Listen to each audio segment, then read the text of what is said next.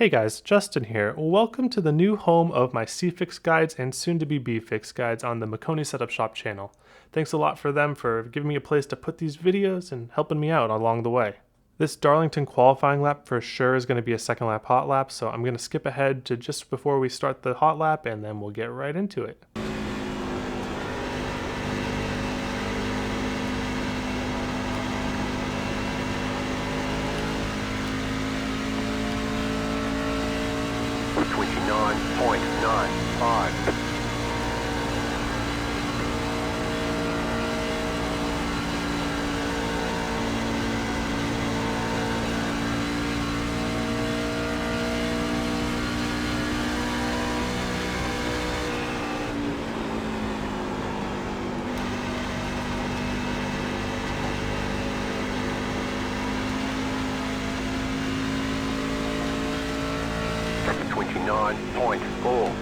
Alright, let's take a look at that. So, going through 3 and 4, this is going to be a second lap hot lap because the first lap it's just way too slick to make it through 1 and 2 at any speed that will be fast. So, coming to the end of our lap 1, I'm just going to let off the gas a little earlier, just with the intention of getting on the throttle earlier, because there really isn't much room to do much of a run-up type line that I talk about on some other guides. So I just try to get on the throttle as early as possible in that case. Alright, so we get on the throttle as early as possible. I think I got loose off the corner here, which ended up hurting our run-up. Yeah, so I actually lost a couple hundredths here because I got loose there. Not just on the run-up, but on the lap itself, because you'll see that it's just not quite the speed that I'm looking for, but that's okay. If I got that not being loose, then that would probably be about even. Okay, so going into turn 1 here. Turn 1 is a very interesting turn at Darlington if you've never raced it before. So what we're going to do is we're going to full throttle down to the apron here, maybe blipping a little bit if our car isn't rotating the way that we are hoping for, and then we just drive it straight back up to the wall after we reach the bottom.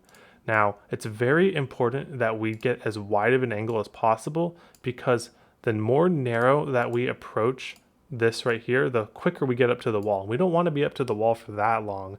We want to minimize the time we're up by the wall while still maintaining our speed. So you see here, I turn in very late so that I can make this sort of cut in instead of this sort of cut in.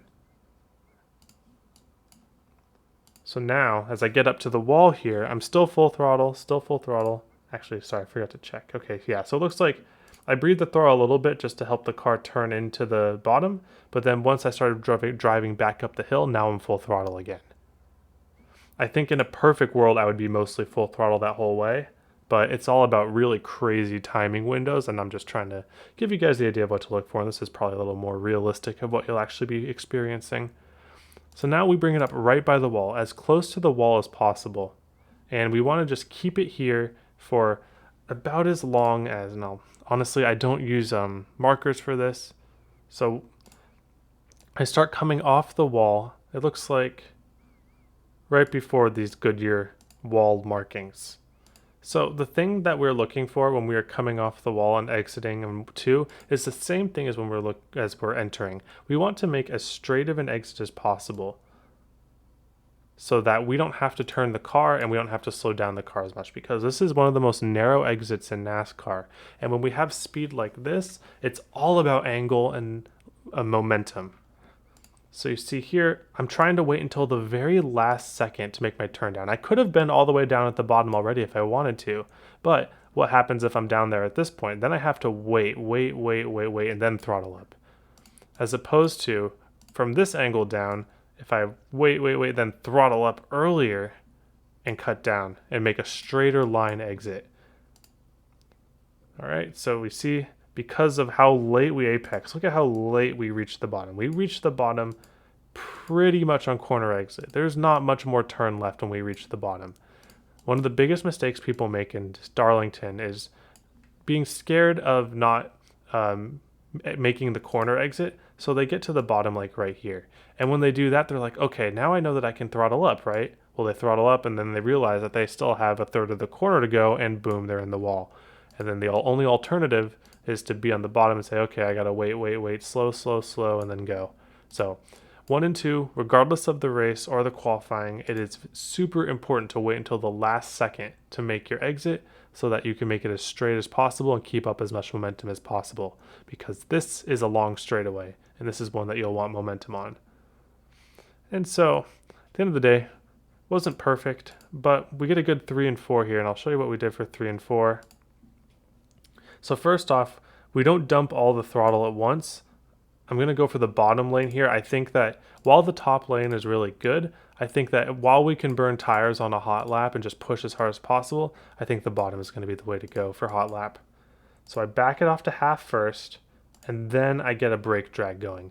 So I back it off to half as I'm turning off the wall, and then I wait until I get just about halfway down to the apron, I guess you can call this, and then I switch to a brake drag.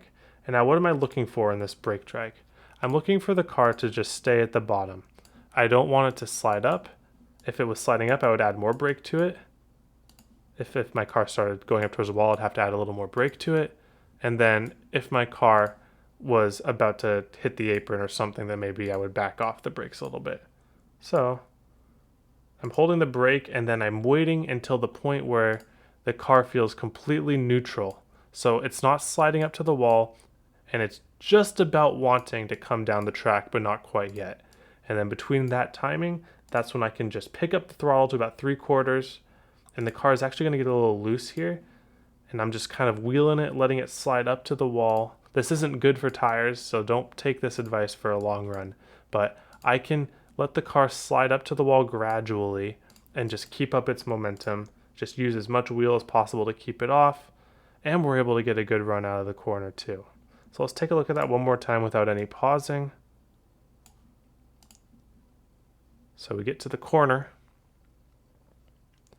We go half throttle down the hill, brake drag about halfway there, hold the brake drag until the car turns back down the hill, in which case we bring up to 3/4 throttle, and then we bring that up, and now we're full throttle most of the way through the corner, and it's a pretty comfortable exit. And then we have a pretty good run there.